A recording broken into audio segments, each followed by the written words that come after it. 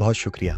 आज का वाक़या हमें उसामा ने भेजा है, तो चलिए उन्हीं की ज़ुबानी सुनते हैं। मेरा नाम उसामा शाहिद है और मेरा ताल्लुक़ लाहौर से है। ये खौफनाक वाक़या जो आज मैं आपको सुनाने लगा हूँ, ये हमारे साथ 2012 में पेश आया था, जब हम नए-नए बहरिया टाउन में शिफ्ट हुए थे। शुरुआत के 6 महीने तो बहुत ज़बरदस्त गुज़रे, क्योंकि उस वक्त पे बहरिया टाउन में आबादी बहुत कम थी। बहुत सुकून सा महसूस होता था।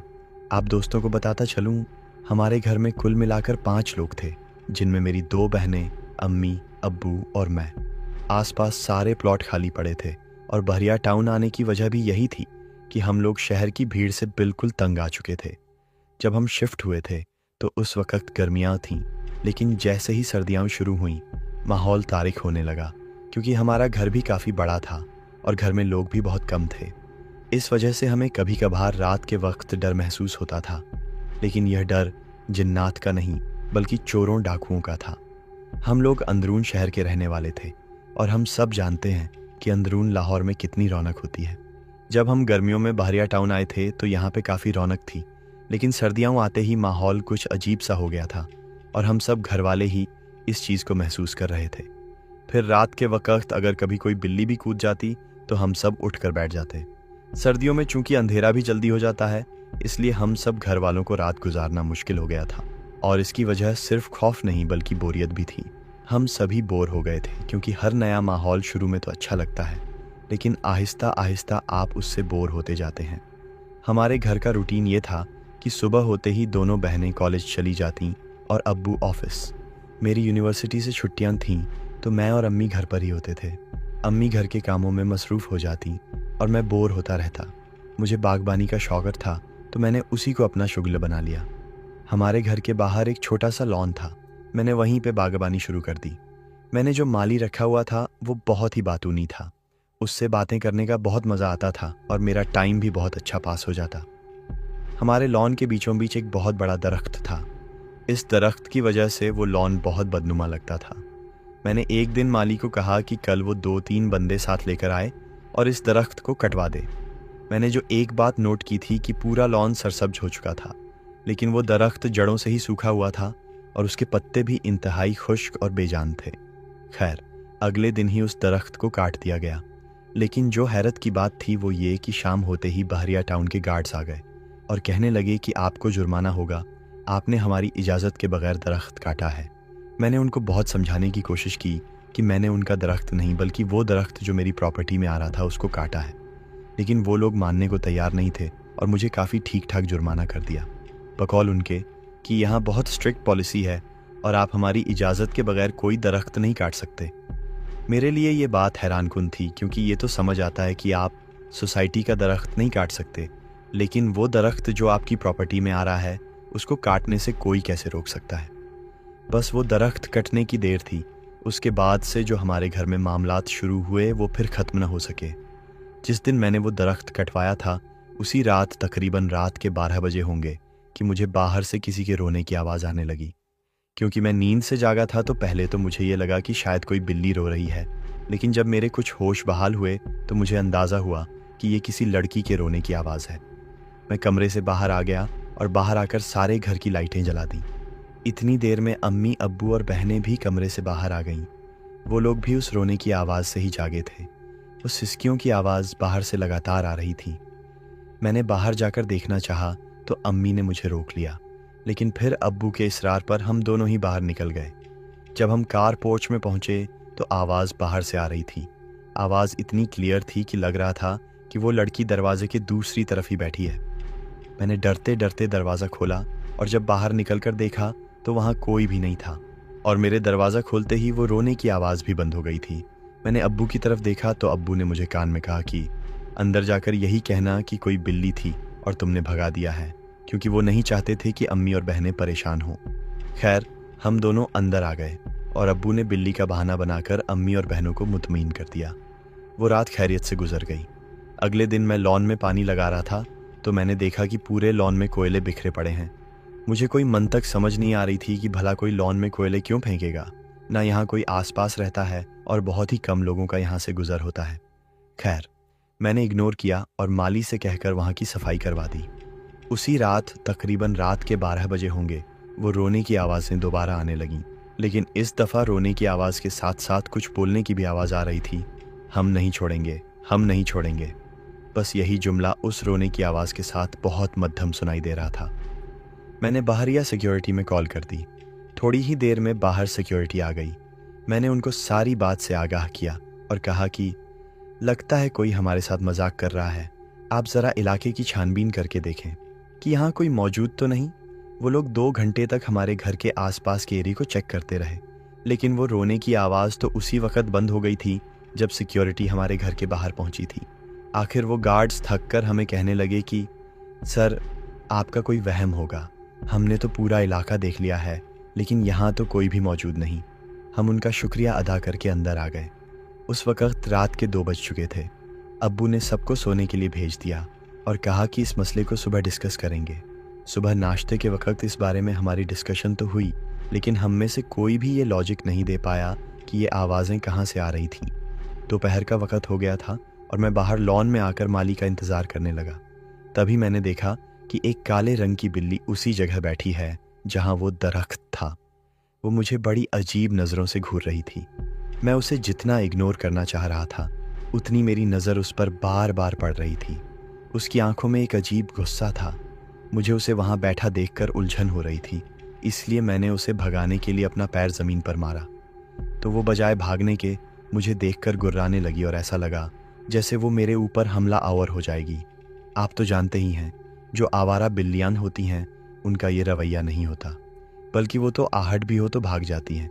जबकि यहाँ तो मैंने उसे एक छोटा सा पत्थर भी मारा था तो वो मुझ पर झपटने के लिए आगे आई, और जब मैं पीछे हटता तो वो दोबारा उसी दरख्त वाली जगह पर जाकर बैठ जाती। अभी मेरी और उस बिल्ली की जंग चल ही रही थी कि पीछे से माली आ गया। मैंने माली को देखते ही कहा, पहले इस बिल्ली को फ़ौरन हटाओ यहाँ से। तो माली मुझसे पूछने लगा कि साहब, कौन सी बिल्ली? जब मैंने लॉन की तरफ पलट कर देखा तो वहाँ कोई भी नहीं था। उस बिल्ली का जारहाना रवैया मेरे लिए कुछ हैरत की बात थी, लेकिन उसका गायब होना नहीं, क्योंकि बिल्लियाँ अक्सर ऐसे ही सेकंडों में गायब हो जाती हैं। खैर, रात हुई तो हम सब घेरे बैठे थे कि अल्लाह खैर करे। रात को क्या होता है, मैं और बहनें डर की वजह से अम्मी अब्बू के कमरे में ही लेट गए थे। रात तकरीबन 1 या 1:30 बजे होगा कि किसी दरवाज़ा बंद होने से मेरी आंख खुली। मैं उठकर बैठ गया और हालात का जायज़ा लेने लगा। तभी मुझे लगा कि हमारे साथ वाले कमरे में कोई है, क्योंकि किसी के कदमों की आवाज़ भी आ रही थी और दरवाज़ा भी खुल बंद हो रहा था। मैंने फ़ौरन अम्मी अब्बू और बहनों को उठाया और अपने मुंह पर उंगली रख के उनको खामोश रहने का कहा। वो आवाज़ें बाहर से मुसलसल आ रही थीं और लग रहा था कि जैसे कोई सामान उलट पुलट कर रहा है। कदमों की आवाज़ बराबर आ रही थी कि जैसे कोई किचन में जा रहा है, वापस आता है तो कमरे में चला जाता है। ऐसा लग रहा था कि 3-4 लोग बाहर मौजूद हैं। उनकी हल्की हल्की सरगोशियों की आवाज़ें भी आ रही थीं। अब कोई शक की गुंजाइश नहीं बची थी कि बाहर कोई चोर आ गए हैं। अब्बू दबे कदमों से वॉशरूम के अंदर चले गए और वहां जाकर अपने मोबाइल से सिक्योरिटी में कॉल कर दी। थोड़ी ही देर में बहरिया की आधी सिक्योरिटी हमारे घर के बाहर खड़ी थी। अब मसला ये था कि बाहर निकलकर दरवाज़ा खोलेगा कौन, तो अब्बू ने मोबाइल पर उन गार्ड्स को कहा कि आप कूद कर अंदर आ जाइए और मेन दरवाजे का लॉक तोड़ दें। खैर, 5 मिनट के अंदर ही बहरिया के गार्ड्स मेन लॉक तोड़कर अंदर आ चुके थे। उन्होंने हमारे कमरे के बाहर आकर हमें आवाज़ दी तो हम लोग भी कुंडी खोलकर बाहर आ गए। उन गार्ड्स ने जब मेन डोर का ताला तोड़ा था, उसकी वजह से अलार्म बजने लगा, जिसका मतलब था कि अलार्म एक्टिव था। उन गार्ड्स ने पूरे घर की तलाशी ले ली और हर खिड़की और हर दरवाजे पे जो अलार्म के सेंसर लगे थे वो बिल्कुल सही काम कर रहे थे और कहीं भी कोई खिड़की वगैरह टूटी नहीं मिली जहाँ से किसी के अंदर आने का अंदेशा होता। उन गार्ड्स ने हमें तसल्ली दी और कहा कि आपको वहम हुआ होगा, शायद कोई बिल्ली वगैरह कूदी होगी जिसकी आवाज़ सुनकर आप लोग घबरा गए। हमने उन गार्ड्स से बहस करना तो मुनासिब नहीं समझा, लेकिन वो आवाज़ें, वो सरगोशियाँ और अंदर आने जाने की आवाज़ें हम 5 लोगों ने अपने कानों से सुनी थीं। अब्बू ने सुबह होते ही बहरिया ऑफिस जाकर उनसे बात की कि आप एक गार्ड हमारे घर के बाहर बिठा दें, जो भी एक्स्ट्रा चार्जेस होंगे हम पे कर देंगे। उस गार्ड के आने से हम सब घर वालों को ही तसल्ली हो गई थी और घर में जो एक खौफ की फ़ज़ा पैदा हो गई थी उसमें कुछ कमी आई थी। रात 3 बजे डोरबेल की आवाज़ से मेरी आंख खुली। कोई ज़ोर ज़ोर से हमारे घर की डोरबेल बजा रहा था। मैंने मोबाइल उठाकर बाहर गार्ड को फ़ोन किया। उसने कहा कि सर, जल्दी दरवाज़ा खोलें। मैंने बाहर जाकर जब दरवाज़ा खोला तो देखा लॉन में आग लगी हुई थी।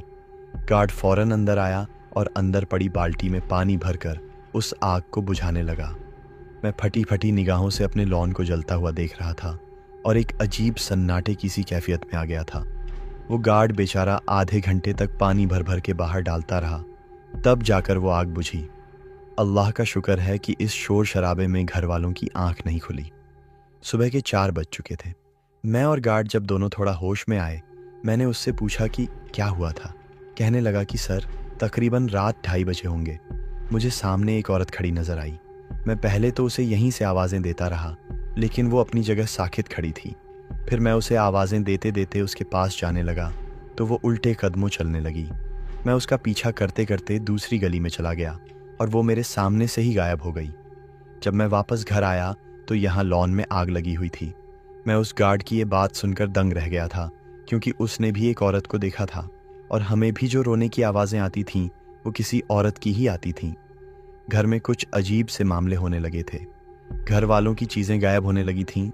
एक दफ़ा अम्मी की ज्वेलरी लॉकर के अंदर से गायब हो गई। एक हफ्ते तक हम सब लोग बहुत परेशान रहे और फिर हफ्ते बाद वो ज्वेलरी लॉकर के अंदर से ही मिल गई। मैं एक दफ़ा वॉशरूम में मुंह हाथ धो रहा था कि किसी ने लाइट बंद कर दी। हालांकि लाइट का स्विच वॉशरूम के अंदर ही था और फिर लाइट अचानक खुद ही ऑन हो गई। लेकिन जैसे ही ऑन हुई, मुझे शीशे में अपने पीछे किसी औरत का साया नज़र आया। चूँकि हमारा नीचे का पोर्शन काफ़ी बड़ा था, इसलिए ऊपर का पोर्शन कम ही इस्तेमाल होता था। लेकिन हम सब घर वालों ने ये महसूस किया था कि ऊपर पोर्शन से किसी के भागने की आवाज़ आती है। उस भागने से ज़ोर की धमक पैदा होती थी और उसकी वाइब्रेशन भी महसूस होती थी। कभी ऊपर से बच्चों की हंसने की आवाज़ आती थी। यही लगता था कि जैसे कोई ऊपर बच्चे खेल रहे हैं, लेकिन ये सिर्फ दिन के टाइम होता था, रात में नहीं। मैं दिन के टाइम खाना खाकर कुछ देर अपने कमरे में आराम कर रहा था। चूँकि रात को तो हम सब लोग मिलकर एक ही कमरे में सोते थे, लेकिन दिन के टाइम चूँकि डर कम हो जाता है, इसलिए अपने अपने कमरों में हो जाते थे। मुझे भी लेटे कुछ ही मिनट गुजरे होंगे कि मुझे एक बिल्ली की आवाज़ आई। वो आवाज़ मेरे बेड के नीचे से आ रही थी। मैंने घबराकर बेड के नीचे झांका तो वही काली बिल्ली जो एक दफ़ा मुझे लॉन में बैठी मिली थी, वहीं नीचे बैठी मुझे घूर रही थी। मैंने बिस्तर पे से नीचे छलांग लगा दी और तेज़ी से बाहर भाग गया। लेकिन जाते हुए मैंने कमरे का दरवाज़ा बंद कर दिया था ताकि वो बिल्ली बाहर ना आ सके। मैंने बाहर आकर अम्मी को बताया। वो मेरा उड़ा हुआ चेहरा देखकर घबरा गई थी। फिर वो मेरे साथ कमरे में गईं। हमने पूरा कमरा छान मारा, लेकिन उस बिल्ली का वहाँ कोई वजूद नहीं था। अम्मी मुझसे कहने लगीं कि बाहर से आवाज़ आ रही होगी, तुम्हें यही महसूस हुआ होगा कि कमरे में से आ रही है। मैं खसमें खाकर अम्मी को बता रहा था कि मैंने उस बिल्ली को खुद बेड के नीचे देखा है। तो अम्मी कहने लगीं कि अब वो कहाँ जा सकती है, तुम्हारे कमरे में तो कोई ऐसा रास्ता भी नहीं है जहाँ से बिल्ली आए और वापस भी चली जाए। तभी मैं और अम्मी इसके ऊपर बात कर ही रहे थे कि अचानक एक फुटबॉल ऊपर के फ्लोर से नीचे आकर गिरी और फिर ऊपर से बच्चों की हंसने की आवाज़ आने लगी। बस यही वो वाकया था जहाँ हमारी हिम्मत जवाब दे गई थी। अब ये चीज़ें बिल्कुल आमने सामने आ गई थीं और अंदेशा था कि कोई नुकसान न पहुँचा दे। मैंने अब्बू को सारा वाकया बताया। अब्बू के एक दोस्त थे जो रूहानी इल्म से वाकिफियत रखते थे। उनका नाम हसन था। अब्बू ने उन्हें फ़ोन पर घर आने की दावत दी और कहा कि आपसे कुछ ज़रूरी बात करनी है। हसन चाचा दोपहर तक हमारे घर पहुंच गए। हमने उन्हें सारे वाकयात से आगाह किया और बाहर का जला हुआ लॉन भी दिखाया।